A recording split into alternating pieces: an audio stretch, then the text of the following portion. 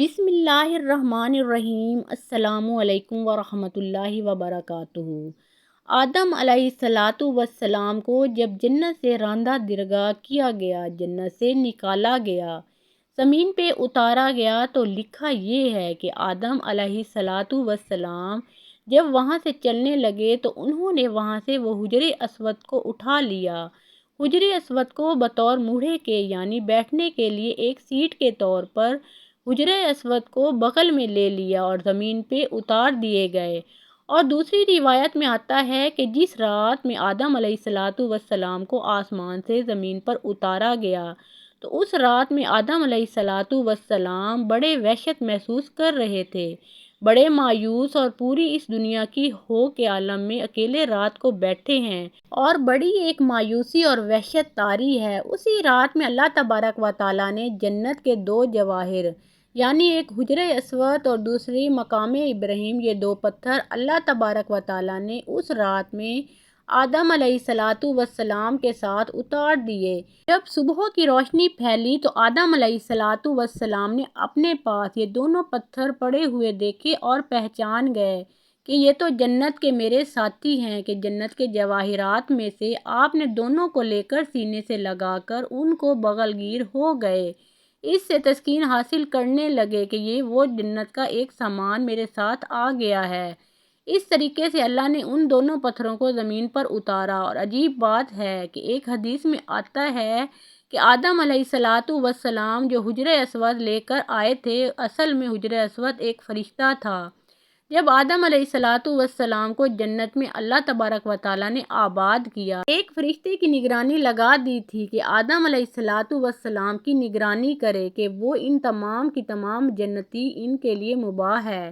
لیکن یہ جو ایک درخت ہے، اس درخت کے کھانے سے ان کو منع کیا گیا ہے، تو تم ان کی نگرانی کرتے رہو، کہیں آدم علیہ الصلاۃ والسلام اس درخت کا پھل نہ کھائیں۔ چنانچہ یہ فرشتہ جو ہے وہ آدم علیہ الصلاۃ والسلام کی نگرانی کرتا رہا، تو آدم علیہ الصلاۃ والسلام بھی محتاط رہے اور جنت کے اندر وقت گزرتا رہا۔ جب اللہ تبارک و تعالیٰ کو تکوینی طور پر منظور تھا کہ آدم علیہ الصلاۃ والسلام پھل کھائیں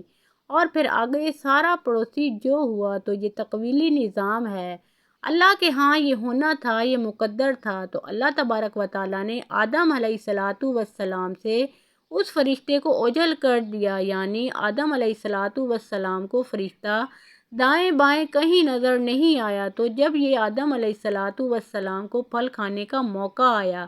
تو انہوں نے آگے بڑھ کے اس پھل کو کھا لیا۔ جیسے ہی پھل کھایا تو اللہ تبارک و تعالیٰ کے ہاں ظاہر ہے کہ ایک خاص قسم کا غضب نازل ہوا کہ یہ تمہیں منع کیا گیا تو کیوں کھایا؟ تو اسی ہیبت اور دبدبے کے عالم میں اللہ تبارک و تعالیٰ نے اس فرشتے کی طرف دیکھا۔ جب اس ہیبت کے عالم میں اس فرشتے کو دیکھا ہے تو فرشتہ خوف سے پتھر بن گیا اور وہ حجر اسود کی شکل کے اندر قائم ہو گیا، اور جس کو آدم علیہ الصلاۃ والسلام زمین پہ لائے۔ اس کی تائید ایک دوسری صحیح حدیث یہ ہوتی ہے کہ نبی کریم صلی اللہ علیہ وآلہ وسلم فرماتے ہیں،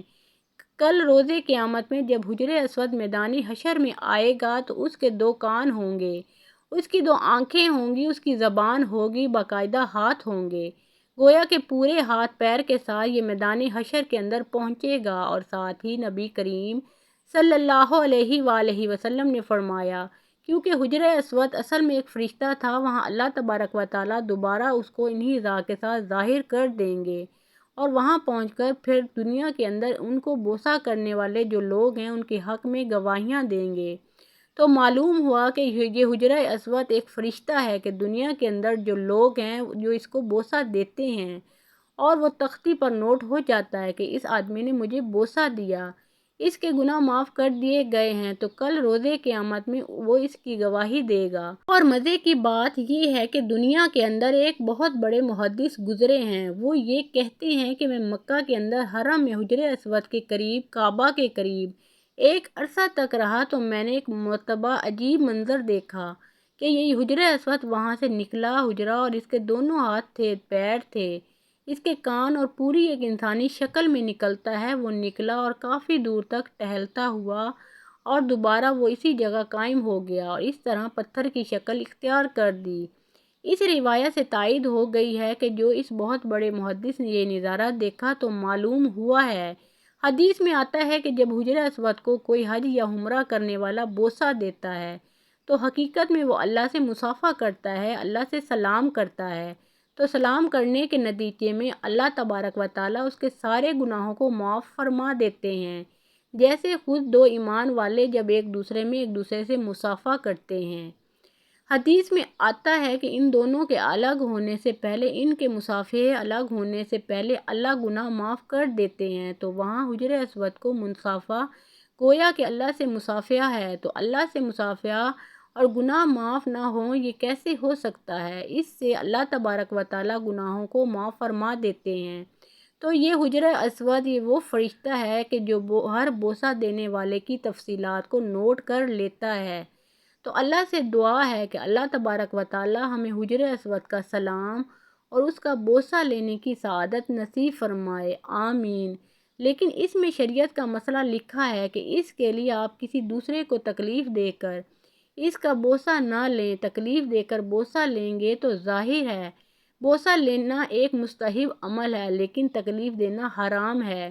حرام کام کر کے ایک مستحب حاصل کریں گے، اللہ تبارک و تعالیٰ کے آگے اس کی کوئی قیمت نہیں۔ اگر نہیں موقع تو دور سے استلام کر لیں، استلام کر کے چوم لیں تو آپ کو وہی اجر ملے گا کہ جو کہ بوسہ دینے کے موقع پر ملتا ہے۔ اللہ سے دعا ہے کہ اللہ تبارک و تعالیٰ اس پر عمل کرنے کی توفیق عطا فرمائے۔ مزید اسلامی واقعات اور سبق آموز کہانیوں کے لیے اس چینل کو سبسکرائب کریں۔